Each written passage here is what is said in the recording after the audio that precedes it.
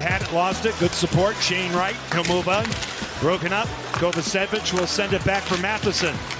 Gord. Bjorkstrand. Right. Scores! Shane Wright. His first goal in the National Hockey League. Shane Wright.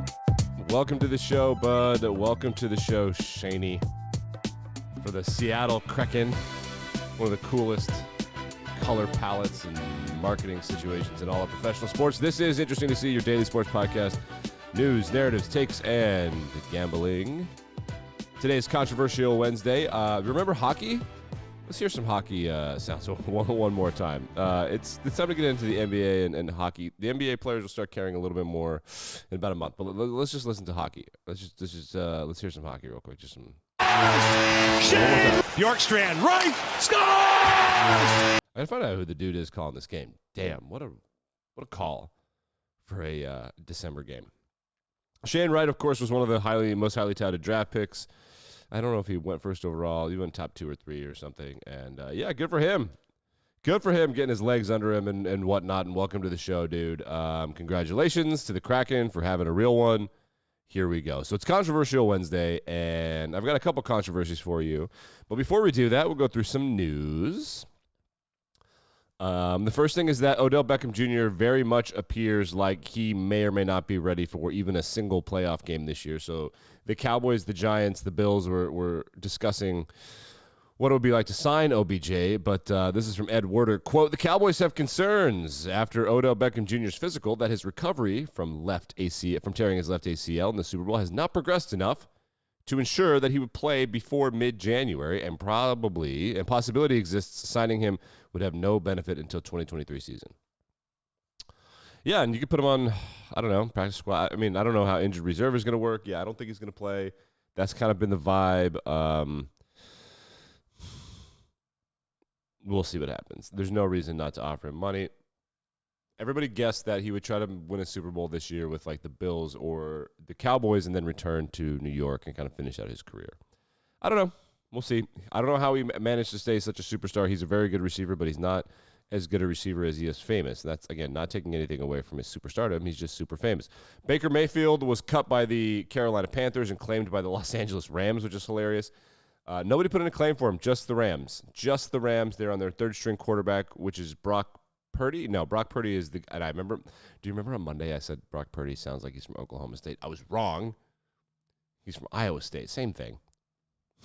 Same thing. So now Baker's with the Rams. Does this help the Rams? No. Not really. But the big news in the NFL yesterday came from the Tennessee Titans. Kind of out of nowhere, they announced that they were firing their GM, John Robinson. John Robinson has never had a losing season as the Titans general manager.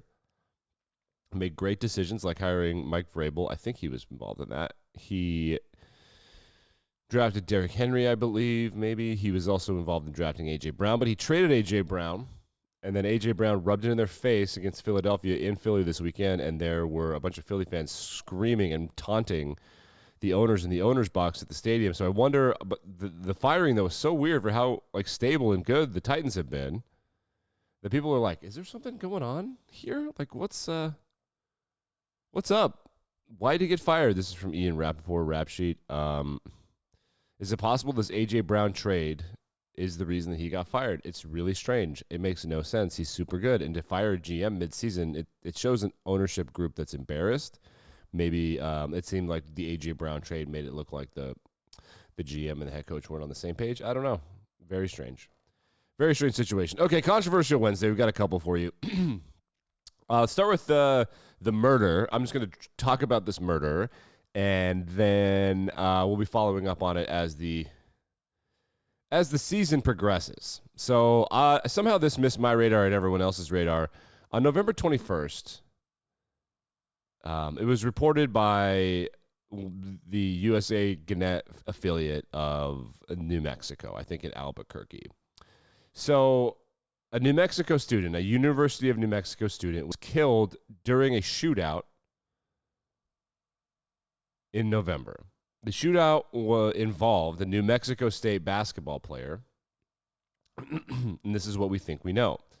The New Mexico State basketball player was leaving his hotel room past curfew to go probably hook up with a girl while the team was in whatever city, the University of New Mexico. Because I think New Mexico State is Las Cruces, New Mexico, and I believe University of New Mexico is in Albuquerque.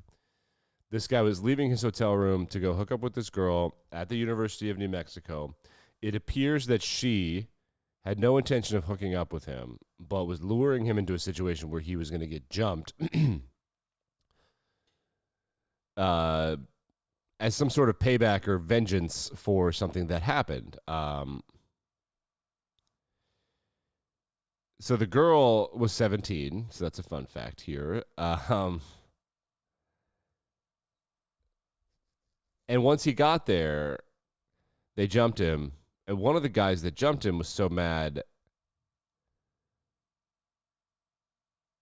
that he shot at him. Now, the basketball player, also was packing and shot back and killed that guy. So the original, this is the way it reads, still looking to identify stuff. The 19-year-old Brandon Travis was part of the posse or the group or the unit or whatever you want to call it that jumped the New Mexico State basketball player. He's now dead. Mike Peake is the guy that is alleged to have killed him in an act of self-defense. It gets weirder. It appears very much like people in the New Mexico State basketball office are assisting in covering up and aiding and abetting and not really cooperating with police investigations. We're going to follow this more closely. We do know that someone named Jonathan Smith has been arrested in connection with the shooting. He was one of the group that were going to jump Mike Peake. So there's surveillance video and a bunch of different stuff. So he's seen on the surveillance video, Mike Peake is going around the hall. 3 different people approached Peake. So there's this girl and then 3 other people were waiting for him. One of the individuals, and this is all available on surveillance, brandished a gun, shot at him. Peake shot back and killed the guy. That's what we know right now. We're going to move off of that until there's more developing stuff, which I suspect there's going to be in the next coming weeks and months. But who's to say, man? The actual controversy let's get into today that I think is better and more fun and funny is there's been an investigation by this man named Willis. I don't know his actual name. Let me find it. Here we go. That the MLB has been juicing baseballs. So in 2021, the MLB was found to have been using juiced balls, and nobody could really figure out what was going on. The players caught Rob Manfred doing this. It felt like they were doing it more for primetime games. Rob Manfred was like, yep, you got us. We won't do it again. Spoiler alert, they did it again. So those juiced balls were like super juiced. They had more weight in them or a core in them or something. We'll just call them juice balls. They're easier to hit out of the ballpark. And they get caught. They say, we're not going to do it again. Then they tone down the juicage, but they still have these juiced balls. And somebody was on top of this. So Brandon William Davis of Insider obtained research by an astrophysicist named Dr. Meredith Willis. Dr. Meredith Willis collected balls from ballparks and was able to just find out what's going on and compiled data about which balls were juiced, where, and why. And the evidence is damning. It looks fucking bad and stupid. So this is what we know. Dr. Willis calls these the Goldilocks balls, right? That means like just right. They're not super juiced. They're not dead. They're just right. They found out where the balls were being used.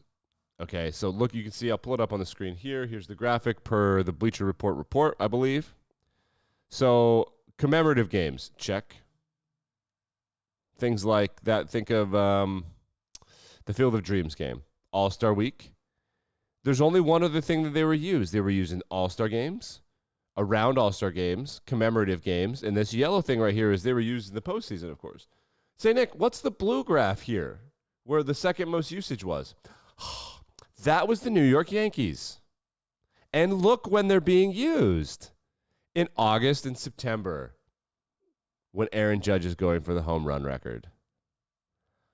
Huh. That's probably just a coincidence. Nothing will come of this. Holy shit. Well, I just now noticing this. As I wake up this morning, there's something called Arson Judge is trending on Twitter. Arson Judge? No, that's too funny. So here's the Goldilocks balls. Okay? Where'd they go? Arson Judge went away. It's because he's signing a contract with somewhere else. We'll get to baseball free agency soon. The Phillies signed Trey Turner. Anyway, the Yankees ball is being juiced. Because remember, all those smug New York people, we covered it for a long time on this show. He's like, this is the clean record. Well, guess what, motherfuckers? It ain't. But this time, this is a really weird part of this. Because you can't get mad at Judge here. I did a whole podcast episode about it on a sister podcast called Game Theory, a podcast about competition strategy and decision making. And my co-host, my brother, and I were like, in a weird way, steroids is the most advisable and palatable kind of cheating. But Judge didn't cheat. But that doesn't make the record clean. Baseball cheated for him. It appears. Like that graph is bad. Now, of course, here's the thing about data. We have no idea. Did this person look at every ball from every ballpark in every game? There's no fucking way. But this is weird. This is weird. And if you include the postseason, Aaron Judge got a lot of juiced balls in August, September, and October. A lot of juiced balls. I'm just going to keep saying that. Balls.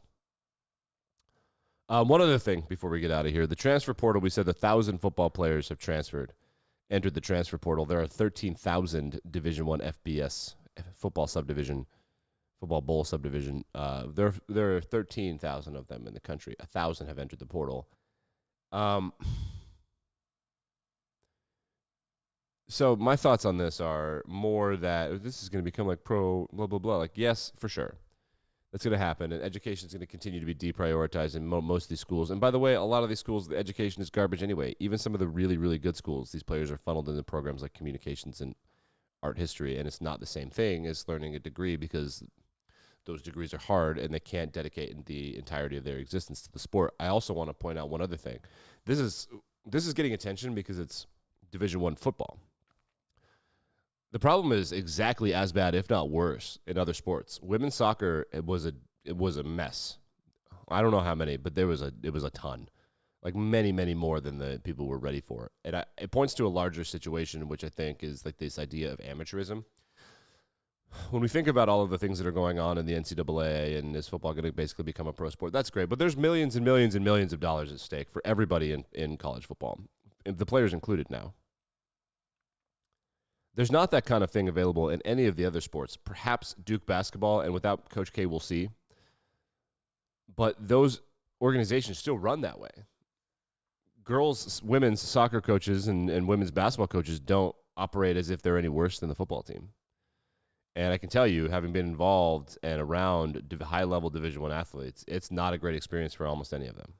Many of them hate their coach. Many of them leave with a bit of a bitter taste in their mouth with their alma mater. I mean, a lot of them come back and it gets better. But what this shows to me is not that there's going to be a free agency period in college football. What it shows to me is, or reveals a thing that I have always known to be true, which is that many Division I athletes feel incredibly trapped and manipulated and taken advantage of.